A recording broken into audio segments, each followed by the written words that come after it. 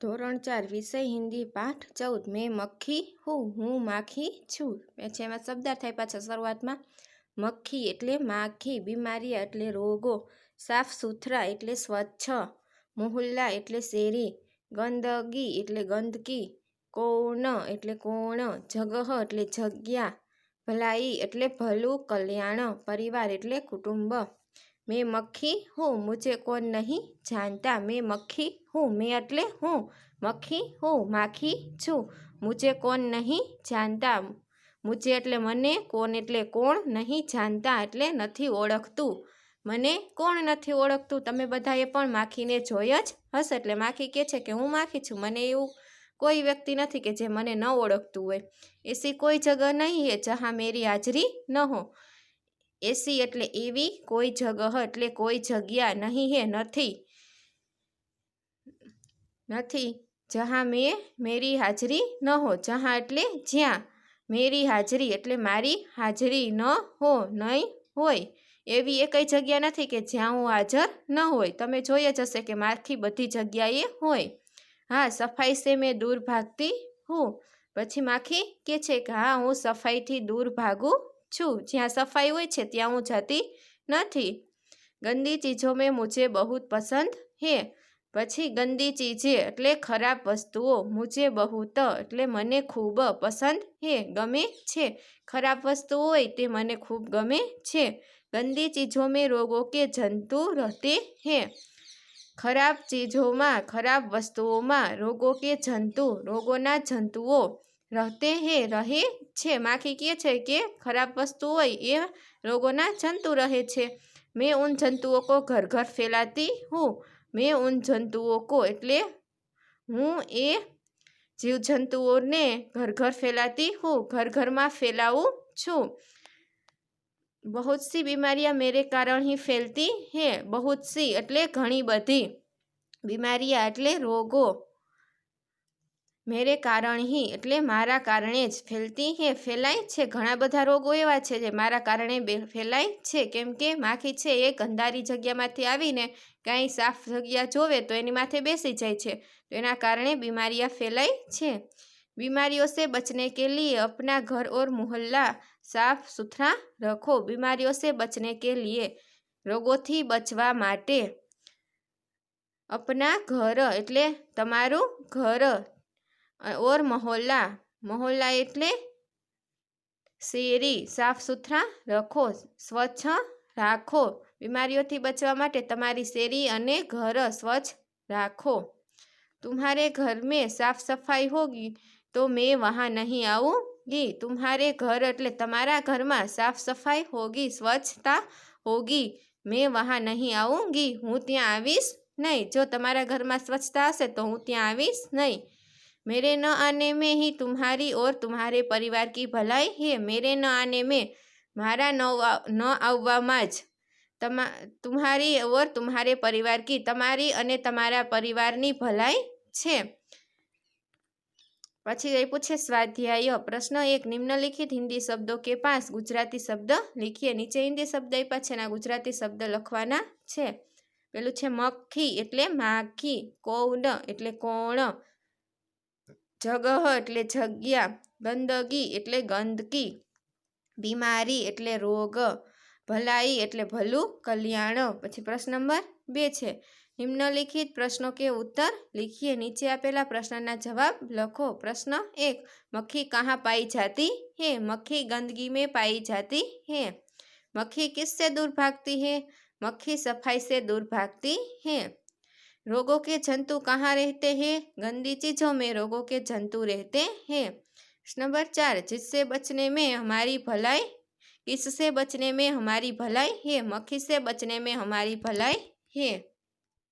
पाठ 15, सोनू को सीख मिली। सोनू ने सीख मળી। में शब्दार्थ छे केला एटले केळું, छिलका एटले छाल, टोकरी एटले टोपली, सीख एटले शिखामण, बोधपाठ इधर उधर एटले आम तेम, घूटना एटले घूंटण, कसम एटले सोगन, शपथ। सोनू को केला बहुत पसंद था। केला एटले केळું। सोनू ने केळું खूब ज पसंद हता। वह केला खाकर छिलका इधर उधर फेंक देता था। वह એટલે સોનું તે। કેલા ખાકર કેળા ખાઈને છિલકા એટલે છાલ। ઇધર ઉધર ફેંક દેતા થા આમ તેમ ફેંકી દેતો હતો। સોનું છે એ કેળા ખાઈને કેળાની છાલ આમ તેમ ફેંકી દેતો હતો। યહ ઉસકી આદત થી। યહ એટલે આ, ઉસકી એટલે તેની આદત હતી, આ તેની આદત હતી। માँ સોનू को कहती, माँ सोनू से कहती, माँ सोनू ने कहती।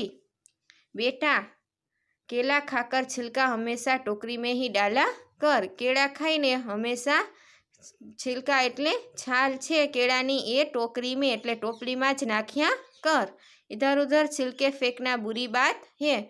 આજુબાજુમાં छिलका એટલે છાલો ફેંકવી એ ખરાબ વાત છે। સોનू माँ की इस सीख पर ध्यान नहीं देता था। સોનુ છે એ માની આ શીખ ઉપર ધ્યાન આપતો નથી।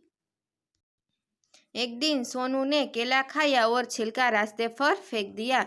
एक दिवस सोनूए केळું ખાધું અને छिलका એટલે છાલ છે એ રાસ્તા પર फेंक दिया એટલે રસ્તામાં ફેંકી દીધી। उसी समय उसने जमीन पर गिरती हुई एक पतंग देखी। उसी समय તે જ સમયે उसने એટલે તેને જમીન પર એટલે જમીન ઉપર गिरती हुई નીચે પડતી એક પતંગ દેખી। એક પતંગ જોઈ। તે જ સમયે તેને જમીન ઉપર એક નીચે પડતી પતંગ જોઈ। સોનू पतंग पकड़ने के लिए दौड़ा। सोनू पतंग पकड़वा माटे दौड़्यो। उसका पैर केले के छिलके पर पड़ा और वह फिसल गया। तेनो पैर એટલે પગ કેળાની છાલ પર પડ્યો और वह फिसल गया। और એટલે અને वह फिसल गया તે પડી ગયો। फिसल એટલે પડી ગયો। उसने घुटने में चोट आई। તેને ઘૂંટણમાં ચોટ આવી। उस दिन से सोनू ने फलों के छिलके इधर उधर न फेंकने की कसम खाई। તે દિવસથી સોનુએ કેળાની છાલો આમ તેમ ન ફેંકવાની कसम એટલે શપથ ખાઈ। अब वह छिलके हमेशा टोकरी में ही डालता है। अब वह હવે જ્યારે એ કેળા ખાય ત્યારે કેળાની છાલ છે એ હંમેશા ટોકરીમાં ही डालता है એટલે કેળા ખાય ત્યારે તેની છાલ એ ટોકરીમાં એટલે ટોપલીમાં જ નાખે છે। સ્વાધ્યાય પ્રશ્ન 1 નિમ્નલિખિત प्रश्नों के उत्तर लिखिए। नीचे આપેલા પ્રશ્નના જવાબ લખો। सोनू की क्या आदत थी?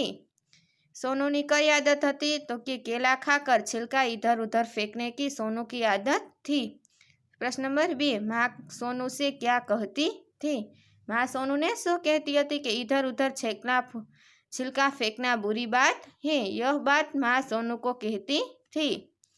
3 जिस छिलके पर सोनू का पैर फिसला वह किसने फेंका था? કે જે છાલ ઉપર સોનુનો પગ ફિસલા એટલે પડ્યો તે છાલ કોને ફેંકી હતી? जिस छिलके पर सोनू का पैर फिसला वह सोनू ने ही फेंका था। 4 सोनू ने क्या कसम खाई? फलों के छिलके इधर उधर न फेंकने की सोनू ने कसम खाई। प्रश्न नंबर 2 कोष्टक से सही विकल्प चुनकर खाली जगह भरिए। कोष्टकमांथी साचो शब्द शोधीने खाली जग्या भरो। पहली खाली जग्या है सोनू को खाली जग्या बहुत पसंद था। अमृतिया केला। सोनू ने खूब शू खूब भावतुं हतुं के तो के केला तो खाली जग्या में लखवानुं केला। बीजू है छिलके हमेशा खाली जग्या में ही डालने चाहिए। टोकरी या रास्ते तो छालू है हमेशा शेमा नाखवी जोईए के तो के टोपली में रस्ता ऊपर नखाय नहीं तो खाली जग्या में लखवानुं टोकरी। 3 सोनू ने जमीन पर गिरती हुई एक खाली जग्या देखी। पतंग या तीतली। सोनूए शू जोयुं हतुं जमीन पर पड़ता तो के पतंग तो खाली जग्या में लखवानुं पतंग।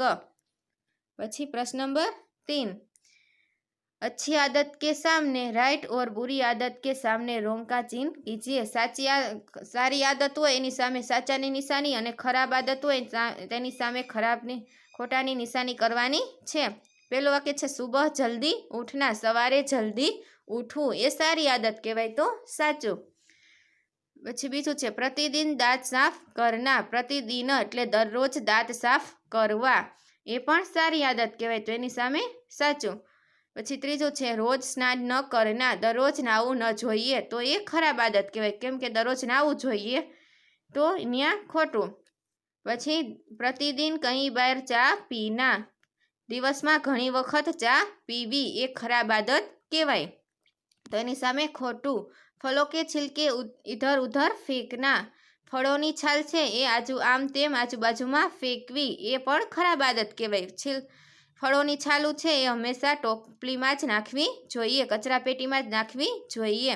છઠ્ઠું છે છિલકે હંમેશા ટોકરી મેં હી ડાલના, છાલ છે એ હંમેશા ટોપલીમાં જ નાખવી જોઈએ, તો એ સારી આદત કહેવાય, તો એની સામે સાચાની નિશાની. 7 ઘર તથા આંગન કો સાફ સુથરા રખના, ઘર અને આંગણાને સ્વચ્છ રાખવું, તો એ સારી આદત કહેવાય, તો એની સામે સાચું. 8મું છે દિનભર દૂરદર્શન દેખના, આખો દિવસ દૂરદર્શન એટલે ટીવી જોવી, આખો દિવસ ટીવી જોવી એ ખરાબ આદત કહેવાય, તેની સામે ખોટાની નિશાની.